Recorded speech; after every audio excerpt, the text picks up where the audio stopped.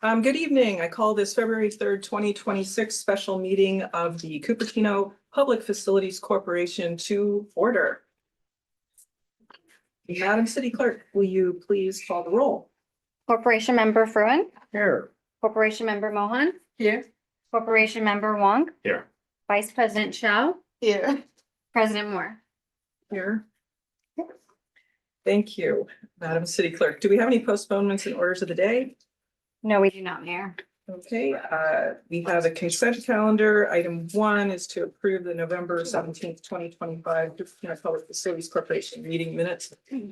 Recommended action is to approve the November 17th meeting minutes. Do we have any comments from the corporation? I guess we can go to the board of directors. Do we have any comments from the directors?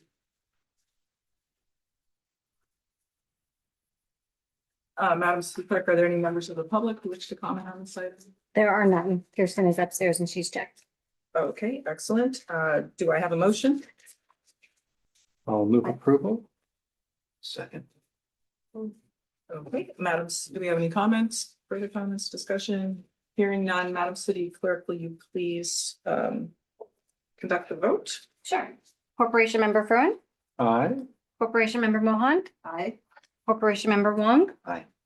Vice President Chow, Aye. President Moore. Aye. Motion carries unanimously. Thank you. Next, we move on to the action calendar. Item 2 is a follow-up on the November 17th, 2025 management report, filing requirements and regular meeting schedule. Madam City Manager, do we have a report? Yes, Madam President, we have a brief report by Acting Director of Administrative Services, Jonathan Orozco. Good evening, President Moore and corporation members. I'll provide a brief overview of what's included in the management report. There was a few follow-up items that the board had requested of staff. And so I'll go through the 6 items. First being the requirement for the corporation to file a Form 8038G according to the IRS instructions when to file. It states that the corporation needs to file this form when new debt is issued. And so it's not, according to the instructions, it's not an ongoing report that needs to be filed, unlike the Form 990, which is essentially the corporation's tax return that they would have to file annually. That report, that form is being currently discussed between bond counsel and our, we've reached out to a few accounting firms to request their assistance with the completion of those and how to complete them. We should be receiving those quotes by the end of the week, in which we're going to be requesting their assistance for those completions. So going back to 2014 to complete those, and there's still some discussions on how those forms should be completed. So once we've had both counsel and the firm come into agreement, we'll file those forms. Thank you. Just to clarify really quickly, so that you're going to need the 990s from 2014 through 2020, and then a 2020 8038G, and then 990s from 2020 onward. Correct. The Form 8038 has already been filed. Okay. That was filed in the year that the city issued that new debt. Okay, so it's just the 990s. Correct. And that has to be done only once. Annually. The 838 needs to be done once when new debt is issued. The 990s would need to be filed annually. Okay. And so, as you may remember, the reason that the city stopped filing this, it was due to the city attempting to become filing exempt. Unfortunately, that did not go in favor of the corporation. And so thereafter, they stopped filing and lost its tax exempt status for a brief period and was then reinstated. Which leads to one of my next bullet points. When the corporation reinstated its tax exempt status, it was actually as of I believe I included in there October or 2024. It did not go back to the date in which it was it lost its tax exempt status. However, it did not impact the tax exempt status of the bond, nor the affect the bondholders. So it continued to become a tax exempt bond to them. Yeah. Additionally, there was questions relating to the statement of information that's filed biannually. Who should be responsible for filing that? We have updated our workflow internally so that it's either the finance manager or the director that is signing that and being prepared by an accountant or senior accountant. So there's more accountability there. Through the mayor, who was it before? The senior accountant was the one that was filing that. Okay. In short, the statement of information is just the update of the board members.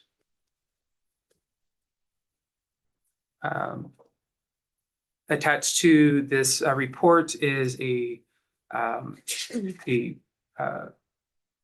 resolution updating the meeting schedule. So instead of it being a specific date in February, which is, I believe is the third Monday, it is now not February, November. It is now open to a date in November of each year.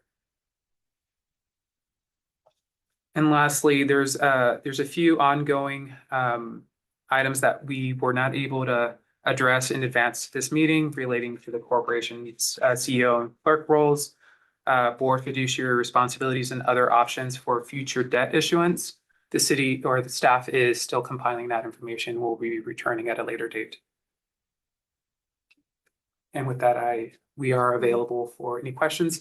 And I do believe we have two consultants, both UFI, Wingsy, Fox, and Vanessa from our bond.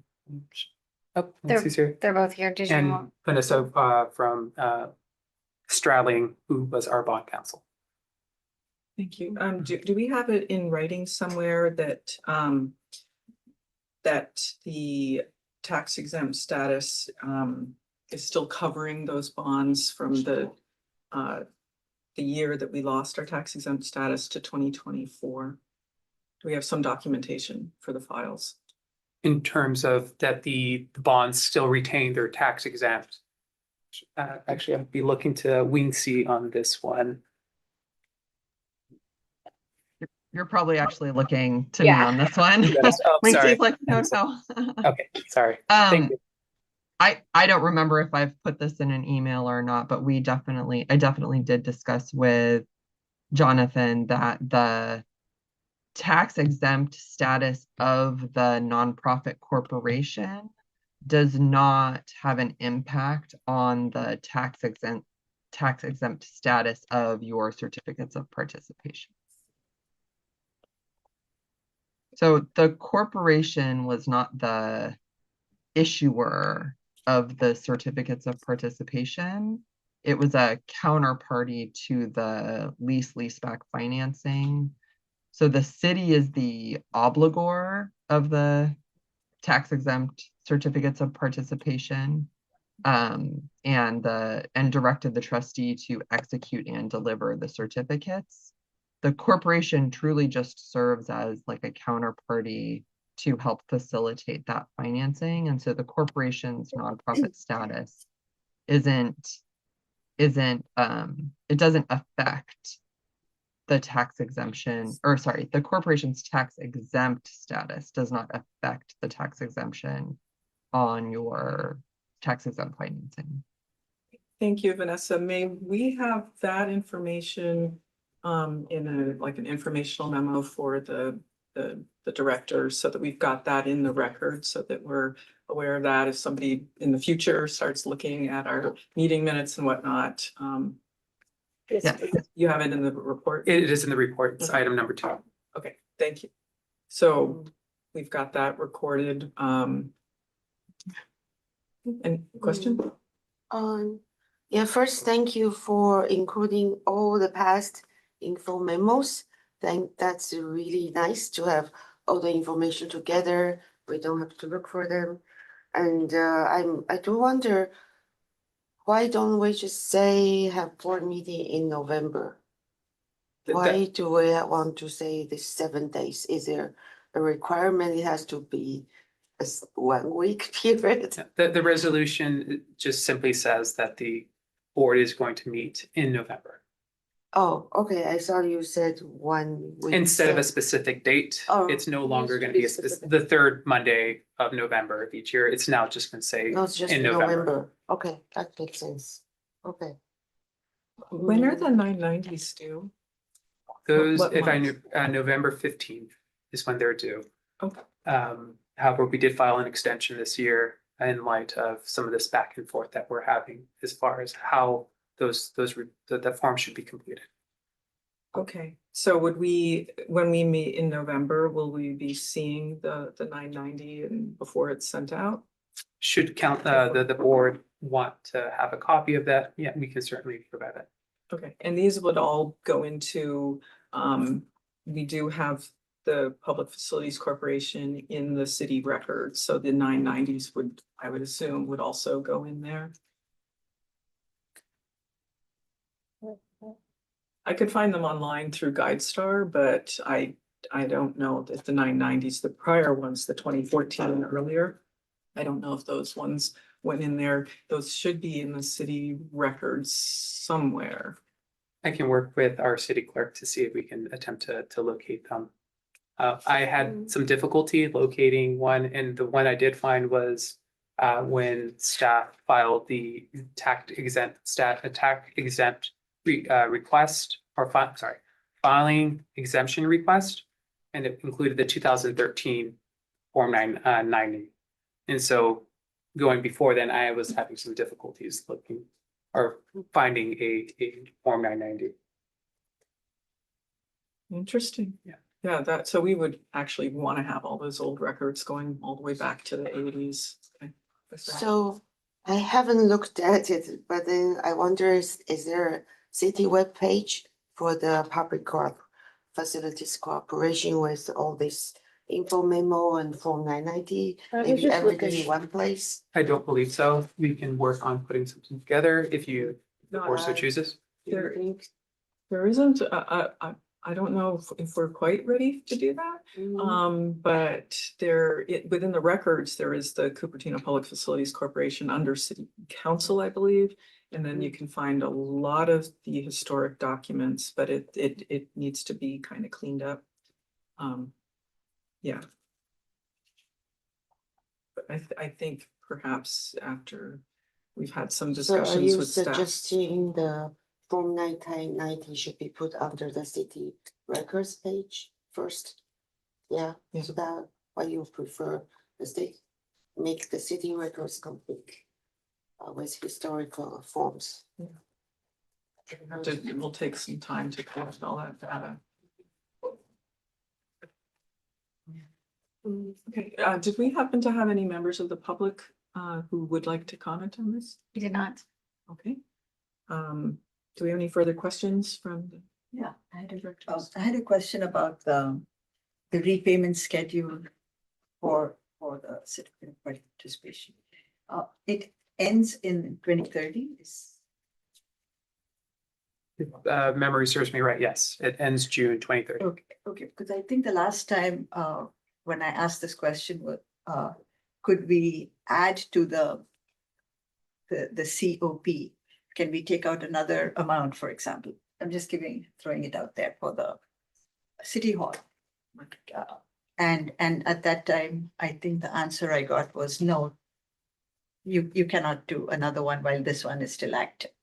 You can attempt, but I'd be hard pressed to say that someone would be willing to lend the city money when we can't show a forecast where we're in the black. But it would essentially be a separate loan. This current loan cannot be called. Right. Yeah. And so it would be a new one. Correct. And if we took it out in 2031, then it would sort of compensate one payment. Should the city be able to demonstrate that it has the ability to repay the debt? I have a question perhaps for the city attorney. If anyone has ever audited the account that's being used to pay the debt. And when exactly per the issuance, are those checks supposed to be delivered? And if we have some information about billing, since we have consultants here and staff time, because of how some of the officers are designated. How can we find that information out, or do you have some recommendation for that discussion? I don't have a recommendation at this time. I haven't looked into the mechanism for auditing this entity. Jonathan, do you have any insight into that? I would actually recommend Baker Tilly, the city's internal auditors, very similar to how they conducted a special revenue fund audit. They can provide a similar audit to this corporation. And do you know if they've done that ever? Not for this particular fund. I believe it shows up in the ACFR, but the next question would be, how would we pay Baker Tilly? Would that be the city council as a separate entity?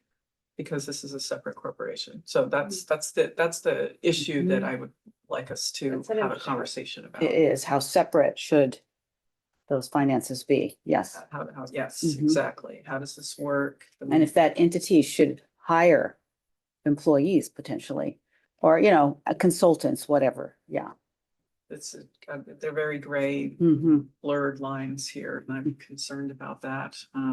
So there was extra information that couldn't be gotten to for this particular agenda. And so we might be polling to have another agenda, have another meeting of the CPFC to have perhaps a discussion about its organization, who the officers are, and And some of those topics might be useful to do in closed session. yes, that's what I was also driving at. Yes. Yeah, how are we gonna do that? Okay, Vice Mayor. So what's the legal requirement for, in terms of auditing for this corporation? So the PUN group, the city's external auditors, audit the city's complete books, which include the Public Facilities Corporation. Not just that, they also provide So a it's transaction already report audited. or file a transaction report with the state controller. Oh, And okay. so, which was actually. So that's legally required, right? We audit Correct. annually. Correct. Okay. So that's already now the city is paying for? So in this situation, the corporation really has no assets or no Yeah, no no funds. So funding. the way the transactions would look like accounting wise, right? If the corporation were to pay for an audit, the city would essentially transfer funds into the corporation to cover those costs. Mhm. Is So that necessary, or what we are doing now is fine? Or maybe we just adopt a clause or a resolution to say we authorize the city to do that. Then we don't have to transfer in and I out. think that, yeah, If that's. we're on the receiving end, we would have to be the count, put our other hats on and direct them. So you understand the basic concept for what we want to talk about at our next meeting? Okay. Yes. So since an audit is being done as part of our annual CFR, do we need it? Are we asking for another audit separately for this, the COP? I'm curious about the bank account that's been used for this entity. And then also how it is that we have staff working on it and we have a consultant. How are we currently doing that? I think we do need to have a discussion about that and decide what we're gonna do moving forward. And that would have to be a separate auditor, can't be part of this fund group's auditing. Well, you can probably do an additional agreed upon procedures or AUP that they can provide another audit or an additional layer of a review. Again, whether that is the PUN group or as part of their annual review or through Baker Tilly, who we can include as part of the internal audit work program that's approved by the audit committee in April and later taken to council. So the current audit does not include the bank accounts. They review Yeah. not necessarily the ins and outs of the bank account, but currently there is a essentially a flow in and out of the Bank New York Mhm. Mellon, where our funds are transferred from the city's checking account into Bank New York Mellon, which is then transferred out to pay the bond. Okay. So I want to be sure, okay, we are checking all the, dotting all the i's and, but then I also don't want to create a lot of this administrative overhead. So if you can suggest anything that's minimal in terms of administrative work, but then can make sure that we follow all the laws on the books and be clean, that would be best. If you like, I can speak with the PUN group to see if they're willing to also meet with the board to explain what their procedures are as part of the annual filings with the state controller, and what they do as part of the act for audit. If I I may, suppose other cities have a similar situation. I don't know how they handle that. So other cities must also have this public facilities corporation. So how do they handle the auditing? I think some of When there is these, no funding.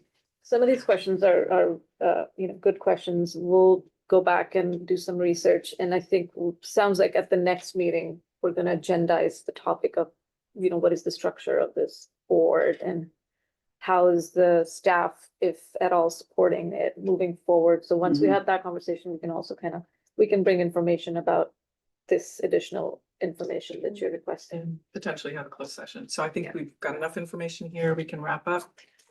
With that, unless there's any last word. Okay, with that, this meeting is adjourned.